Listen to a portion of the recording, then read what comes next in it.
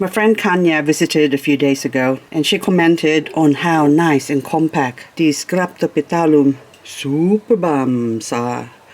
And I said that's what happens when you don't water them for a long time. I've been forgetting to water them and they're not getting enough rain as well in this spot. It's sort of just the rain sort of just spits just here, just before it could reach there.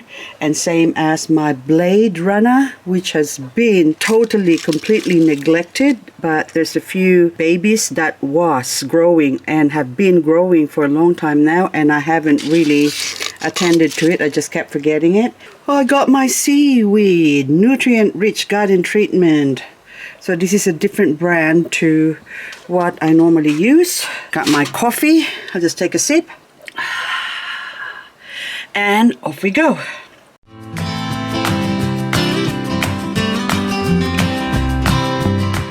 Oh, there you are. I was looking for you, my Ionium sunburst. Look how different those two are. This is not variegated. Well, it is variegated because it's got all different colors, but it's not one of those different named Ioniums because there's two there and someone might name that Yellow Dragon and that one is just standard one. So there's so many Ioniums in the market nowadays that I was almost tempted to buy them, but I said to myself, okay, that I am going to not buy them anymore, except for the ones that I put in my garden to Torture. And this one, okay, that's soft. See how soft that is? Pachypodium sondersii. That's been kept dry all winter, and this is now summer almost. So I think it's the 30th of November. And my goodness, how time flies. But anyway, I better get on with it because a lot of my babies are thirsty. They need a good drink. I'm gonna shake first. Open up my container. And was gonna read the instructions at the back, but it's just roughly, doesn't matter. So I'm just gonna guesstimate as to how much I put in it. So anyway, that's enough. It's probably too much, but doesn't matter. Plants will love it.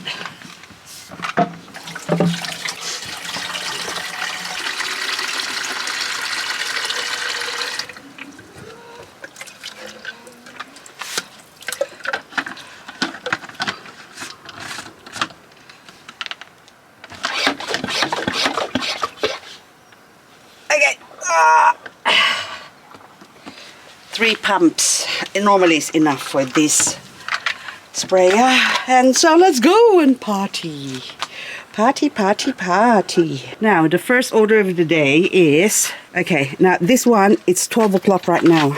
Not a good time to water your succulents, but I am desperate. So I'm going to water them, but with care. This is Pachypilum blueberry. See how dry that is? And hang on, there's a flower stalk here, and that is from PKJ something that I really want to gather. Is Bellato. That's it. Echeveria Bellato. I don't know if you can see that because it's just dark on my screen here. I'm trying to save the seeds. This one here, Gilo, as well. I want to have some seeds from that or grow some more Gilo. I only got like 2 Gilos or something, or 3. This one, this is the 2 Gilo I've got actually. See, look. And so I'm trying to save the seeds as well, so I'm not touching them. And this one here, that's a meteor shower, that cute little one there. And this one fell down from somewhere, and I think this is my Graptopetalum, what do you call that one? Lavender pebbles. And so I just drop it in there, and now it's taking roots. What I'm gonna do is, I have a couple of empty containers here because the birds has been going here and plucking my plants. So anyway, that one's gonna go there. And now I'm gonna water this blueberry. This is just so dry that I don't want it to die. Normally I would just water at the top, but temperature today is I think 25 degrees, 23 or 25. But anyway, I don't want the leaves to get wet, so I'm just gonna put the BRD to just soak it from the bottom, or soak the whole bottom pot. But Just give it a little bit of water so you can see it dropping in the bottom there. That's good enough.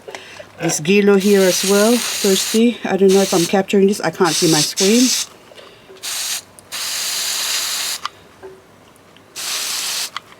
So this is going through my soil mix. Okay, that one now in the shade is not gonna get sun or direct sunlight until about 3 o'clock, so I still got time to dry up. So I'm watering all of these ones, these babies here, leaves and all, because that coats them with the seaweed solution and that stops the mealybug from attacking them. Okay, different plants, toxpan, pink sun, piebald deer, what is that one? Dancing bird. That's beautiful plant, that one. I love that one. And anyway, dry leaves over here. So that's what I need my container for. I've now set up my camera, much easier. Now these ones as well, they're all dry. So, water. These plants have grown so quickly that I really need to remove them from here. And there's another bee coming here. Look. In the corner there. Oh, sorry. I'm sorry, bee. Okay, he's up the top here, enjoying my Sierra. Okay.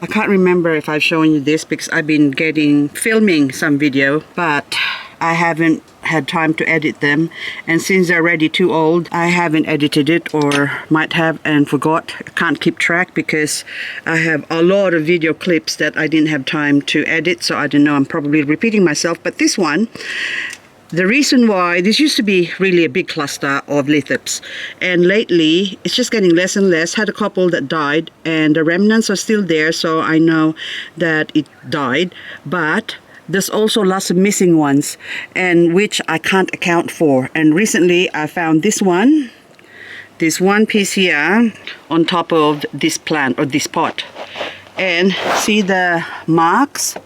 So even the birds they actually pick in the bottom and pulled out the lithops. And I found that the reason why they do that is because this thing actually had mealybug because it was really, really dry.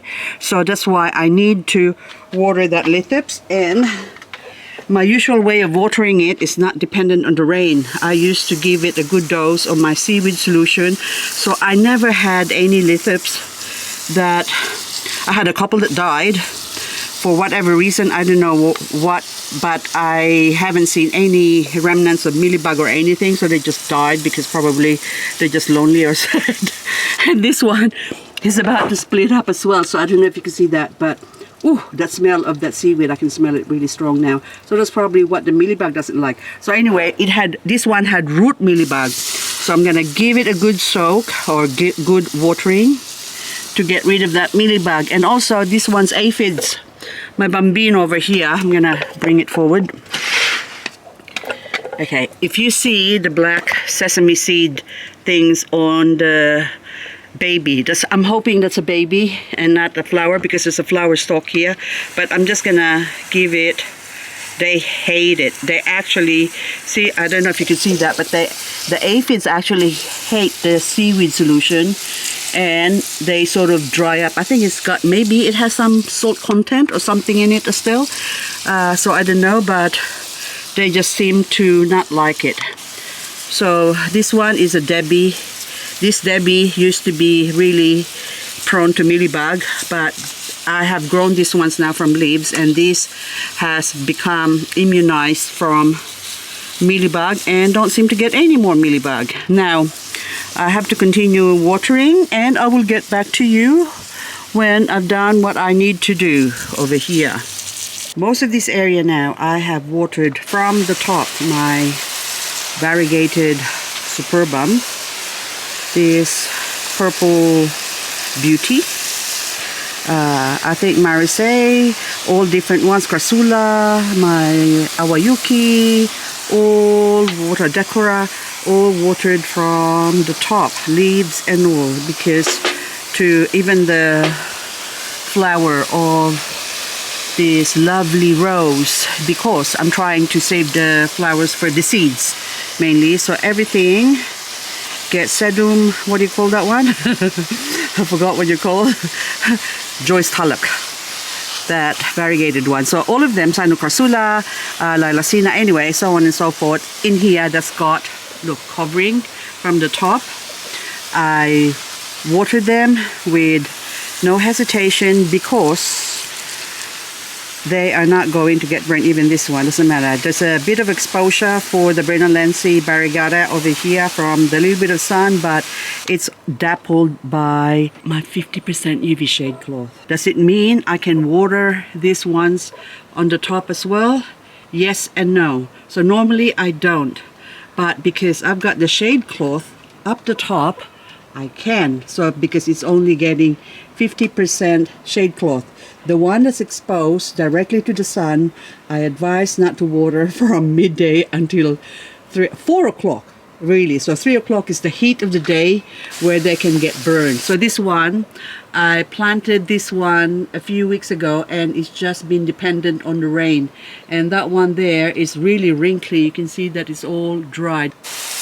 This one's Best Bait, my most beautiful Joyce Tulloch, and also Ice Rose. I'm watering in the middle of the day because I got a 50% shade cloth and the temperature is not going to go over 25 degrees. So it's actually probably, well, it might go 25 degrees, but it's not too bad. So watering during the midday sun, only if, or this one as well, my West Rainbow is just really thirsty, so I can't just expect the rain to water it. My Romeo at the back, so this is a different variety of succulents. That one, Pachyvere pachytoides variegata, that's grown from one single leaf, and look how beautiful that is. But cotyledon as well, so a whole lot of different echeveria or succulents, basically different sedum species of succulent. That one is a rolly. Anyway, now that's my most beautiful Blood Maria, and I am dousing it with water, and that one really needs to be watered, and my Albocarenata. So I have now given them a whole lot of watering. Even this one, I find that just the rain is not enough for my Crispate Beauty. There's a sale tonight and I buy another Crispate Beauty because there's some that are going, see it's still alive, but it's not growing really fast because, so I got it really small. So now I'm putting it in this pot, which I paid $90 for this plant when I bought it. And now you can get one for like 20 bucks. There's smaller ones tonight for sale for $20 or $30, which is sort of a cluster or two or something like that. So I'm going to get a couple. Now over here, I want to show you the temperature. So I've got, and that is the temperature at the moment. I can't see because the camera's blocking it. So 21, 22, maybe 23. So that is the temperature at the moment. That's why I'm watering. If it gets hotter than that, I will not. And why am I watering at this time? Because we are going out this afternoon and I wouldn't have any time to water it tonight. And they desperately needed some watering because, hang on, I am like an obstacle course here. If only you see, I got those ones ready to go out in the front. So I'm just leaving them here and acclimatizing them. So you get to see the rough ends of things here. It might look like a mess, but it's organized chaos. Now I'm going to continue watering. And oh, Ionium, speaking of Ionium, so this area here is a lot. Okay, it's also undercover. There's a lot of variegated plants that was given to me recently. I've only watered this once. This is the second time I'm watering it. The first time I watered this ones, I put some soil wetter on my watering can. But these ones now are in desperate need. These are variegated ones, which I don't really want to die. And these ones, I have to get them out of here now. These Cheridopsis, because they are actually frost hardy and they love the sun.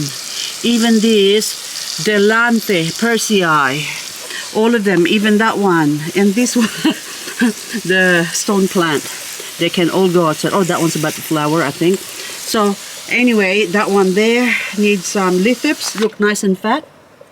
They need some watering. So we give them their injection or inoculation and to immunize them, immunization. Okay, this one, there's a little baby growing on the side of this, what are you now? Golden Glow. Chevrier Golden Glow. So many plants. My brain hurts. And also, I love my Sempervivums here. This is the most beautiful pot of Sempervivums. This one is my favorite, apart from the gold nugget. This is, what do you call yourself? Aphrodite, goddess of love and beauty. Is that what it is? Anyway, it's beautiful. This one, I just saw some aphid shell, probably came from the top somewhere. I don't know where, but it's only on this plant, so I might as well give this a good drink. And also Sempervivum are also popping at the moment, so this is the time. Summer is when they put out babies, and a lot of people say that they go dormant in summer only if you expose them out in full sun. They do love full sun, but they like sort of a temperate temperature. They don't like it too hot. So the tropics, if you live in the tropics, you're best putting your Sempervivum somewhere sort of getting morning sun, but shaded from midday sun through the rest of the day. But it has to be nice and bright. Oh, okay. What are you? Albert Baines needs watering as well. I also recently bought some Sedum Aurora because my sedum I have neglected. I can still see it from here. But exposed to the sun, they all go that color. So reddish pink, but they sort of lose their variegation. So this one's now, I'm planting this in a bright area, sunny for morning sun, but protected from midday sun and afternoon sun. This is watering when it's hot. On places we're in, say in Queensland, I think they're getting like 35 and above temperature Celsius. I advise only water at night time, not even early in the morning, because the soil will boil up, or the water will boil up in the soil. Therefore, cooking the roots and your succulents will die. Oteroi needs watering. So anyway guys, that's all I've got for this video. I have to go inside and finish off my coffee that's probably already cold. I still have this area to water. Thanks so much for watching, and hopefully I'll see you on the next video. Now this one's, what are you? I forgot what you are. I think are you Tippy or Eleanor? I forgot now, but anyway, we'll continue watering these ones.